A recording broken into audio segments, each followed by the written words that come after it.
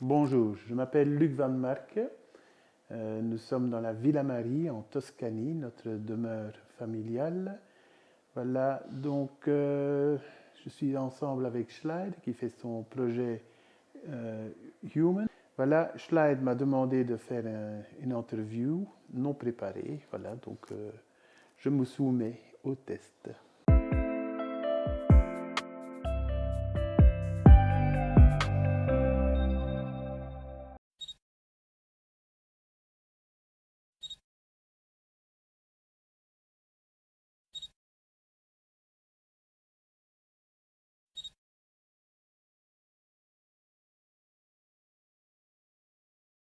Bonjour Luc, comment vas-tu? Ça va très bien, merci Schleit. C'est une question que j'aime toujours poser parce que c'est très important parce qu'aujourd'hui c'est devenu une question un peu qu'on pose de manière banale alors que pourtant c'est une question importante. J'apprécie toujours quand mes proches me la posent plusieurs fois et c'est pourquoi je commence toujours les interviews de cette façon. Donc je suis très content de savoir que tu vas bien. Merci de nous accueillir ici en Toscane, dans la Villa Merci, Marie. avec plaisir. Ma première question c'est de savoir pourquoi la Toscane? Pourquoi avoir choisi de s'établir ici? Bon, vous avez aussi domicile en Belgique, d'où tu es originaire avec ta famille, mais pourquoi avoir choisi la Toscane? Euh, Eh bien, pour le beau temps, ça c'est déjà la première chose. Pour la bonne nourriture, deuxième chose. Et voilà, donc ça c'est déjà deux éléments importants. La Toscane, bon, on a fait plusieurs régions en Europe et c'est Toscane qui nous a Qui vous a attiré le séduit? plus, quoi. Donc voilà. Tu sais, il y a quelque chose, parce que je vis en Italie depuis quelques mois, il y a quelque chose qui m'a frappé avec les Italiens, c'est la passion et la joie de vivre.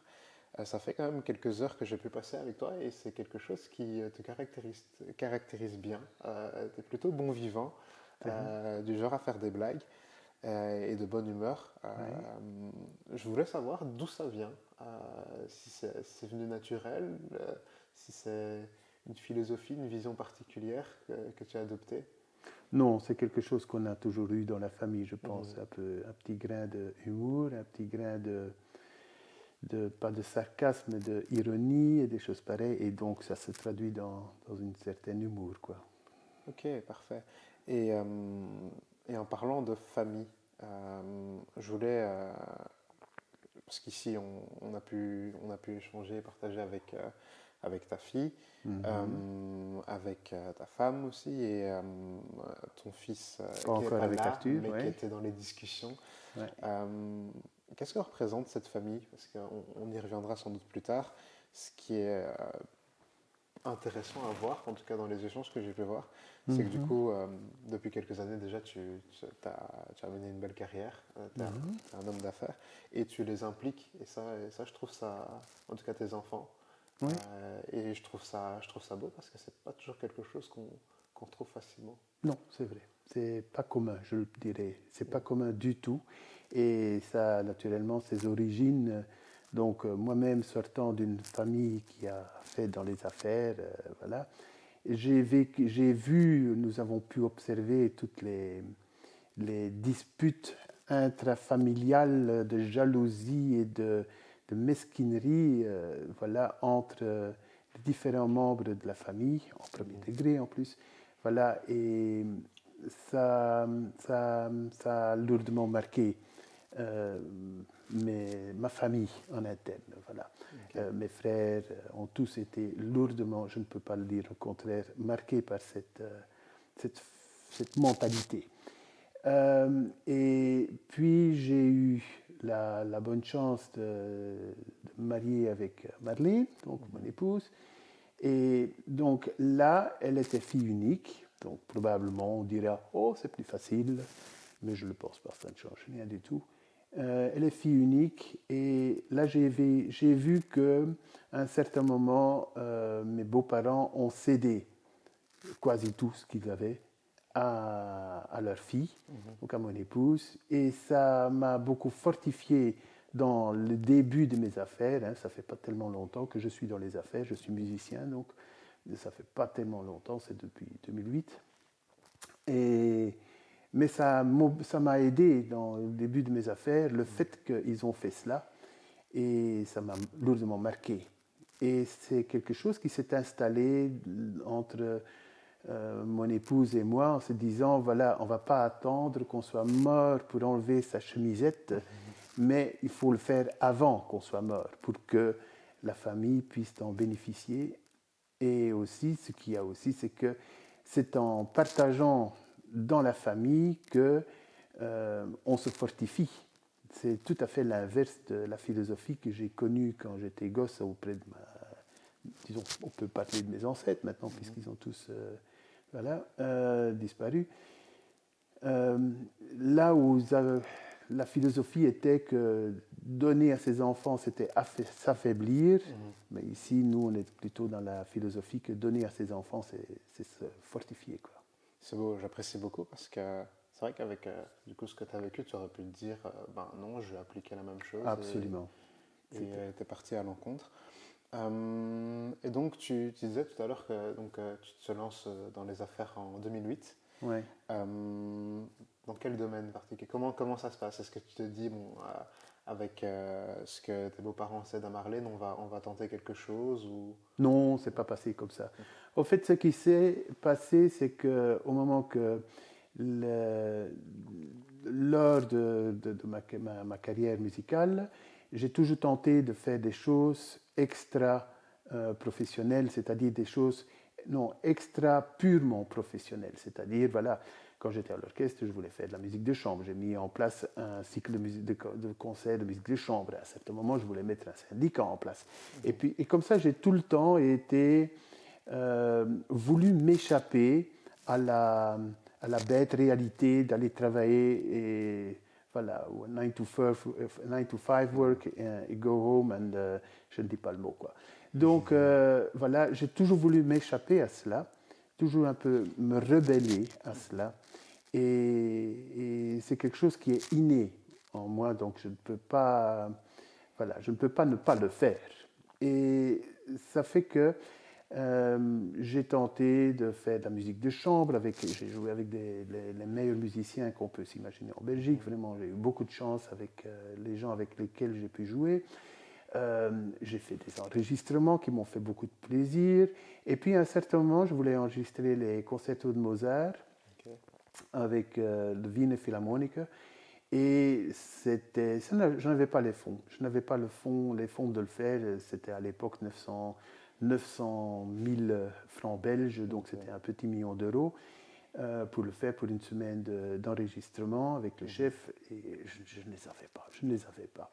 Et au même moment, donc, par le biais de Marlène, mon épouse, donc, j'ai été sifflé à l'oreille que ça serait pas mal de mettre une éolienne dans le jardin pour diminuer un peu les factures d'électricité. Quelque chose de très naïf, mais qui m'est resté dans l'oreille et que puis je me suis un peu investi dans l'éolien. Donc, mais là, de nouveau, une éolienne à cette époque...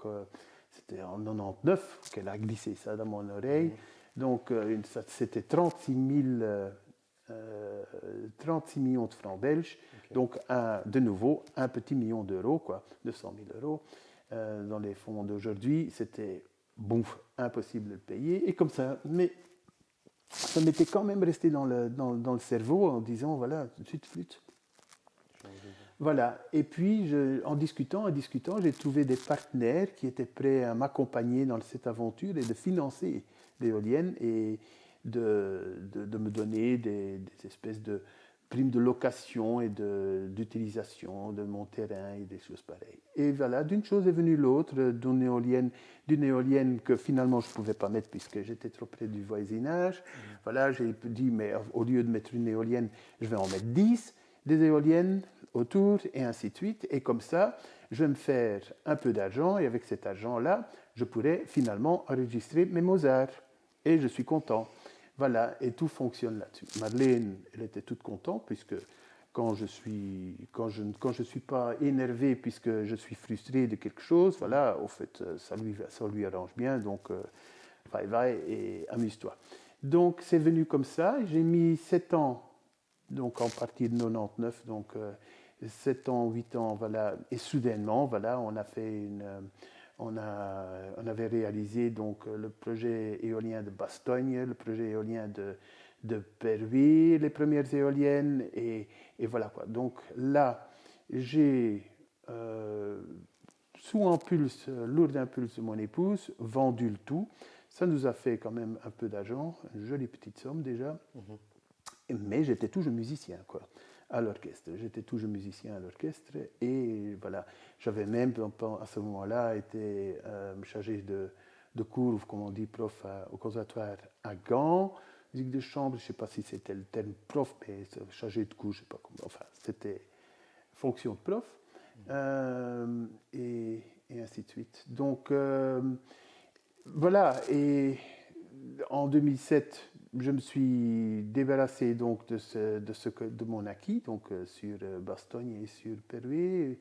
Et là, ça a commencé à évoluer dans la tête, voilà, en disant zut, voilà, maintenant, est-ce que je vais enregistrer mes Mozart ou est-ce que je vais davantage un peu me concentrer sur l'éolien et puis on verra bien.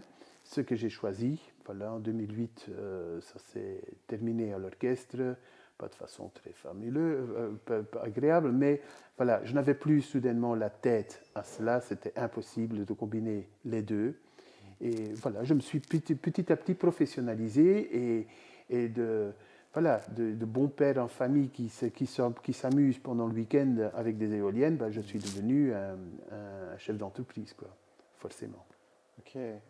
Ce que j'aime beaucoup dans ton parcours, quand tu l'expliques, c'est que dès le départ, tu as dit que tu ne voulais pas du 9h à 5h Ouais. traditionnel. Aujourd'hui, c'est quelque chose que les jeunes rebutent beaucoup, mais j'imagine que dans le temps, la pression devait être encore un peu plus forte au Oui. niveau de la société pour ça. Et il y a une citation d'un rappeur, parce que j'aime aussi beaucoup la musique, qui dit justement fais ce qui te plaît jusqu'à ce que ça plaise aux autres. Ouais. J'ai l'impression que ça a toujours été, c'est un peu ton motto aussi. Exactement, Peu tout à importe ce que fait. la famille, les amis, la société peut dire, moi je vais d'abord partir sur mon orchestre, sur ce que je fais avec, Ouais. et pas ce que la société attend de moi. Exactement, exactement, exactement. Mais tout à fait, tu es en plein dans le mille et c'est d'ailleurs le message que je donne depuis qu'ils étaient dans le biberon à mes enfants, de ne jamais faire quelque chose contre leur gré, quoi, de le faire avec plaisir et de le faire pour le plaisir. Et surtout de travailler, de choisir son job, non pas pour l'argent qu'on va gagner, puisque ça je dirais même, je dirais pas vulgaire, mais c'est pour les autres. Travaille pour ce que tu veux faire et l'argent, oh, ça suivra. Et d'ailleurs, c'est quelque chose que pendant toute la carrière d'orchestre, à la Philharmonie, avant à RTL, voilà, mes collègues étaient tous des professionnels de grande qualité et moi, j'ai toujours été un amateur de grande qualité. Et ça a d'ailleurs beaucoup vexé, et toujours vexé, mes collègues que je me considérais en amateur et que j'étais là pour mon plaisir, pendant que les autres étaient là pour gagner leur croûte. Et ça a fait toujours beaucoup de tensions avec mes collègues. Voilà, c'était non compatible, disons comme ça. Ok. Et du coup, ben, on parle de cet amour, enfin, dans la discussion depuis tantôt, c'est omniprésent. Il y a le corps juste derrière. Ouais. La musique, pour toi, qu'est-ce que ça représente? Qu'est-ce que ça représente? Eh bien, je pense que c'est mon... Oh, c'est mon neurone le plus profond. Disons-le comme ça. Hein, j'ai constamment, mais honnêtement, constamment de la musique dans ma tête. Constamment. Et d'ailleurs, c'est quelque chose qui arrive souvent avec mon épouse, qui elle aussi est musicienne et qui écoute la musique du matin au soir. Voilà. Et que moi, je n'ai pas besoin d'écouter de la musique. En fait, j'écoute très très peu de musique quand je suis seul, quasi pas, puisque j'ai constamment la musique dans ma tête. Voilà. Et donc, oui, voilà, la musique, oui, c'est le plus important, quoi. On m'enlève ça. Par exemple, je prends le corps, je me détends très vite, quoi. Hein? Je suis assez d'accord. Moi, généralement, j'ai tendance à dire, je dis beaucoup à mes amis, ils ne sont pas toujours d'accord, surtout ceux qui aiment les animaux, que pour moi, le meilleur ami de l'homme, c'est pas le chien, c'est la musique. Ouais. Car sans ça, ce serait assez difficile. Euh, ce qui est intéressant, parce que je l'ai remarqué aussi, c'est que, en tout cas dans la villa, il y a possibilité de mettre de la musique un peu partout. Et surtout, j'ai cru comprendre que tu écoutais un peu de tout. Ouais. Car autant l'autre jour, j'ai pu entendre de l'électro, des musiques un peu plus classiques, mais aussi de la rumba congolaise. Oui, absolument, oui. Tu es toujours dans cette démarche de t'ouvrir à plus de styles? Non, oui, je ne sais pas. Voilà, c'est peut-être pas la réponse que tu veux, mais oui, non, non, je ne sais pas. En tout cas, ce que je peux dire, c'est que au moment que j'ai quitté l'orchestre, je considérais fait 3 cycles d'orchestre. Moi, je considère qu'un cycle d'orchestre, c'est 7 ans. C'est-à-dire un musicien qui entre dans un grand orchestre, après 7 ans, il a fait le répertoire complet. Et donc la deuxième fois qu'il fait un deuxième trajet de 7 ans dans l'orchestre, il va répéter tout le cycle du grand répertoire. Voilà. Et quand il fait encore un cycle de 7 ans, donc pour arriver à 27 ans, voilà, il va faire pour la 3e fois tout le cycle des grandes œuvres. Et moi, je considère que la première fois, c'est un big challenge. La deuxième fois, c'est passionnant parce que c'est gai de refaire toutes ces œuvres. On a pris de l'expérience et on peut le refaire. La 3e fois, c'est du réchauffer. Voilà, et c'est comme ça que je l'ai senti. C'est du réchauffer et voilà. Deuxième chose aussi qui m'était très dure, c'est que en tant que musicien, on pourrait espérer de pouvoir jouer ce qu'on veut quand on veut, mais en tant que musicien d'orchestre, on joue ce qu'on ne veut pas à un moment qu'on ne veut pas. Et ça rend les choses parfois très difficiles, surtout quand on est quand l'orchestre est géré par des gens qui n'ont, selon moi, pas forcément la culture générale nécessaire pour gérer un orchestre qui sont, disons, snobs d'un côté et d'une autre, qui vont commencer à faire de la musique, je ne sais pas quoi, française ou mais pas de grande qualité, Xenakis et consorts, voilà, tout simplement parce que c'est pas parce que c'est beau, mais parce que il n'y a pas beaucoup d'enregistrements qui ont été faits, et donc il faut faire ce que les autres n'ont pas fait. Mais, c'est-à-dire, je comprends tout à fait cet esprit, mais on ne peut pas se limiter à cet esprit. Donc, qu'on fasse une fois Xenakis une fois par année, je veux bien, mais qu'on fasse 4 fois Xenakis par année, franchement, je tire ma prise. Quoi. Voilà. Et donc, ça m'a lourdement abîmé, je dois dire, et surtout dans les derniers 7 ans où vraiment le management avait changé et que, franchement, on ne faisait plus que de la merde pareille. Et ça m'a heurté. Et ça veut dire qu'au moment que j'ai quitté l'orchestre, j'en avais ras-le-bol de l'orchestre classique. Voilà. Et donc, pendant un certain temps, j'ai dû me guérir, et j'écoutais plus que du bossa nova et des choses pareilles, des choses qui, aussi bien par mélodie que par rythme et que par instrumentalisation des instruments, ne me rappelaient pas directement l'orchestre classique. Donc, et pour ça, le bossa nova est parfait, les accords, le rythme, tout est différent de ce que j'avais vécu pendant 21 ans. Et donc, ça me donnait la possibilité d'échapper de cela. Et ça a duré un certain temps, jusqu'à ce que j'ai commencé à découvrir qu'en cachette de moi-même, je veux dire, cachette de moi-même, j'écoutais de la musique classique. Voilà, donc quelque chose, voilà, et soudainement je me suis dit, tiens, mais attends, j'écoute de la musique classique, moi, et j'étais presque fâché avec moi-même d'écouter de la musique classique.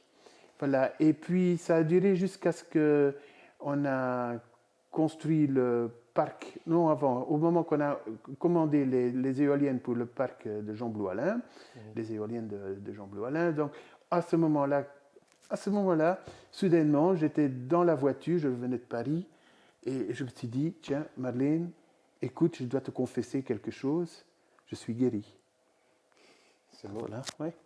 C'est beau comme quoi on revient toujours à ses premiers À sa amours. source, ouais.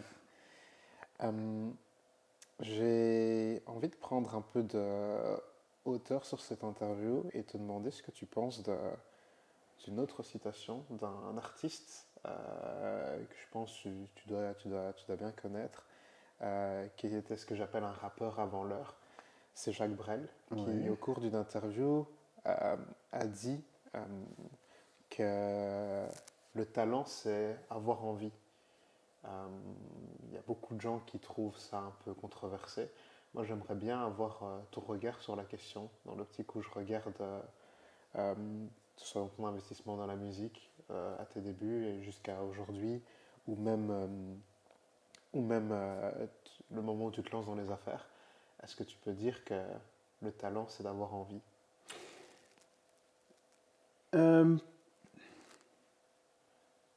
Je pense, comment expliquer en bref? Oui, le talent, c'est avoir envie. Hein, c'est-à-dire, j'ai eu une jeunesse très jeune, extrêmement, malheureux, même extrêmement malheureux.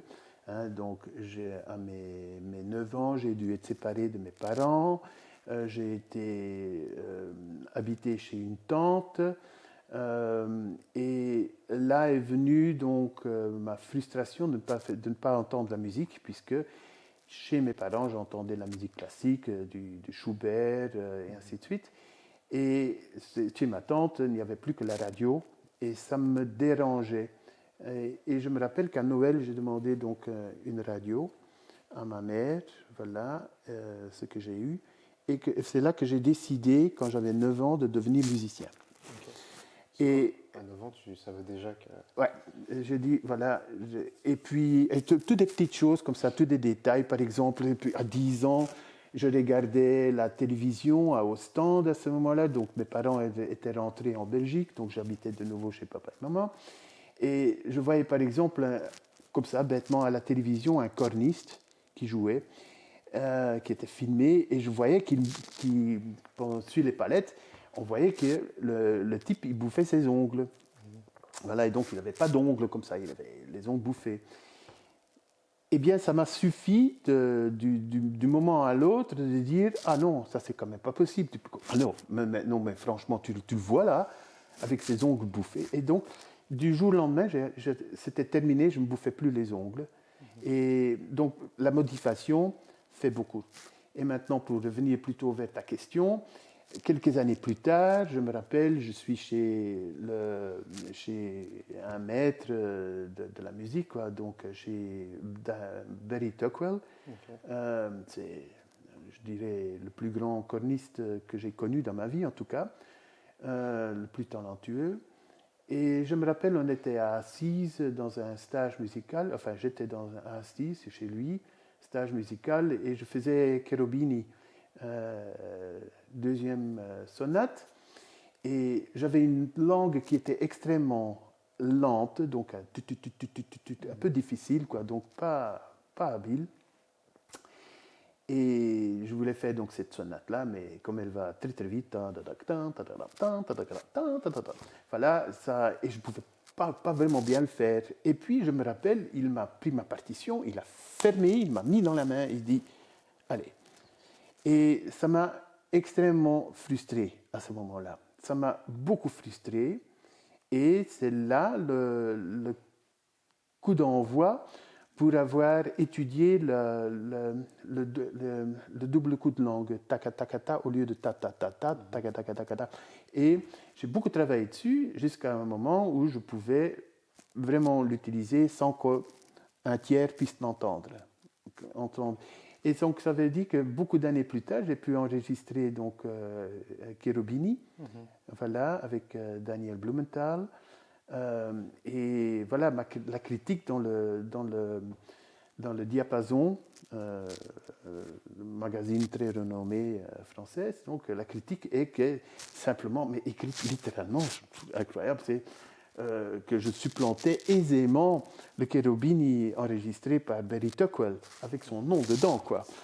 Voilà, donc pour dire que oui, sûrement, l'envie et le travail pour faire quelque chose fait des miracles. Hein? Ouais. C'est comme ça que tu décrirais un peu tout ton parcours, l'envie et le travail. Absolument. Absolument. Au moment où tu décides jusqu'à maintenant. Absolument. L'envie, le travail et l'apprentissage sur le tas, quoi. Hein, donc, j'étais mauvais étudiant, j'étais mauvais étudiant au conservatoire, j'ai jamais fait d'études d'ingénierie ou voilà, mais je fais toujours tout moi-même. Ouais. Tout juste parce que j'ai envie.